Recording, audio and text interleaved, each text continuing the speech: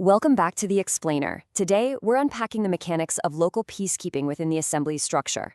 Since you're likely already familiar with the basics, state and drill assemblies, assembly courts, due process, that sort of thing, we're just going to jump right in. We'll be connecting the dots on how community protection actually functions on the ground to secure those institutions. Let's get right into it. Okay, let's take a quick look at our agenda. We are going to cover the historical foundations, define what peacekeeping actually is, look at duties and emergency response, conflict resolution, how peacekeepers interact with the courts, and wrap up with accountability and a summary. Section 1. The Historical Foundations of Peacekeeping. So to really understand where we are today, we have to trace this back. Think back to 1863. President Abraham Lincoln issued General Orders No. 100, which you probably know as the Lieber Code. Now, this was a massive deal because it laid down the very first baseline rules for military necessity and martial law during wartime.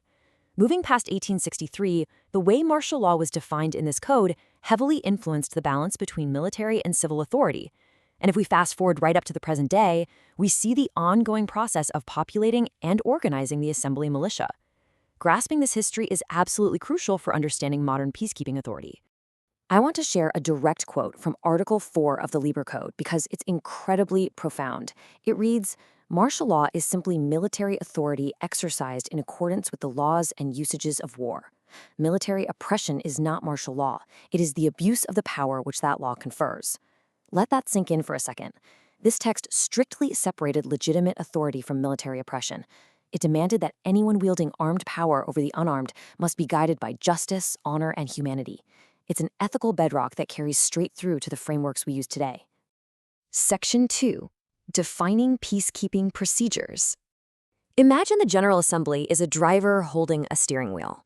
On this wheel, you have 4 distinct pillars holding everything together. You've got the General Assembly itself, the International Business Assembly, the General Assembly, which handles the courts and juries, and then, crucially, the Militia Assembly. The Assembly Militia is one of these essential 4 pillars, and they literally all have to work in total sync to provide complete governance and protection for the people of their state. So what exactly is a peacekeeper in this system? Well, based on our source material, a peacekeeper, like a provost marshal or an elected assembly sheriff, is an organic police force. And here is the key distinction. This is not your standard corporate law enforcement. Their absolute core duty is to serve and protect the sovereign people, especially when it comes to claims of unlawful restrictions on liberties. They act as watchdogs, ensuring compliance, and really serve as a beacon to guide communities safely and secure a lawful government. Section 3. Duties and Emergency Response. Check out this broad spectrum of public safety duties. Peacekeeping goes way, way beyond just defending against human threats. A huge chunk of what the militia does is actually proactive community building. We're talking coordinating disaster preparedness and emergency survival education. They even roll up their sleeves for community gardening, forming seed banks, organizing food storage, and setting up natural healing centers.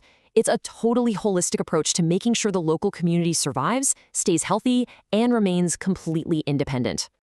And this brings us to the actual elected county sheriffs on the land and soil jurisdiction. They are explicitly designated as peacekeeping officials. Their job? Enforcing public and organic law, which includes the actual constitutions owed to the states. At the end of the day, their primary mission is protecting the property, the persons, and the guaranteed rights of the people living right there within their specific county borders. Section 4. Conflict Resolution and De-escalation. If we look at the requirements for a marshal at arms, it's a pretty intense checklist. They have to be a natural protector, strong but literally without a trace of ego.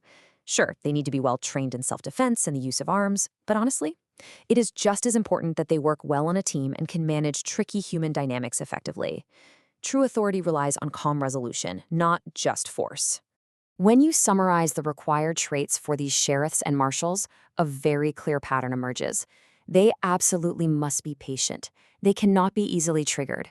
They have to stay neutral, unbiased, and maintain complete composure, even in the most stressful, difficult situations. Knowing the land law and having total integrity aren't just nice-to-haves, they are absolute prerequisites for the job. There is no room for ego here. It is all about de-escalation and keeping the peace. Section 5. Interacting with the courts. Let's contrast these 2 domains so we can see how they work together. On one side, we have the assembly militia, our peacekeepers. Their domain is physical protection.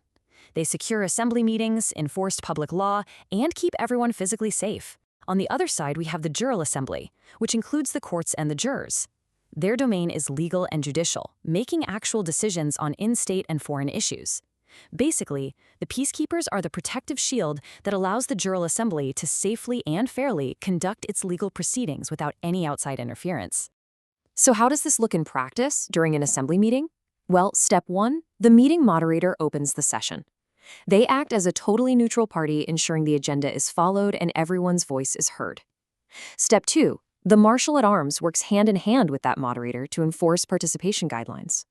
And step 3, if someone decides to cause a disruption, maybe they're belligerent, interfering with business, or launching personal attacks, the marshal at arms steps in, neutralizes the disruption, and removes them. It's a perfectly coordinated effort to keep the environment safe and highly functional. Section 6, Accountability, Ethics, and Summary. Now, you might be wondering, how do we ensure transparency in all of this? The Bivens Declaration is a real game changer here. At the very start of these private meetings, this declaration is read out loud. It directly asks if anyone in the room is an agent of any corporate law enforcement or a public agency. It makes it crystal clear. If you are there under false pretenses, working for a foreign government, or being paid to infiltrate, you have to disclose it immediately or get out. Reading this publicly is a massive legal mechanism. It exposes false pretenses, protects the privacy of the assembly, and legally discredits compromised agents from trying to act as federal witnesses later on. It guarantees the peacekeepers are securing a truly transparent environment. Which brings us to our final takeaway. When you strip away all the complexity, the core mission is incredibly clear. Peacekeeping focuses on protecting the community, preserving order, and supporting the fair administration of public justice.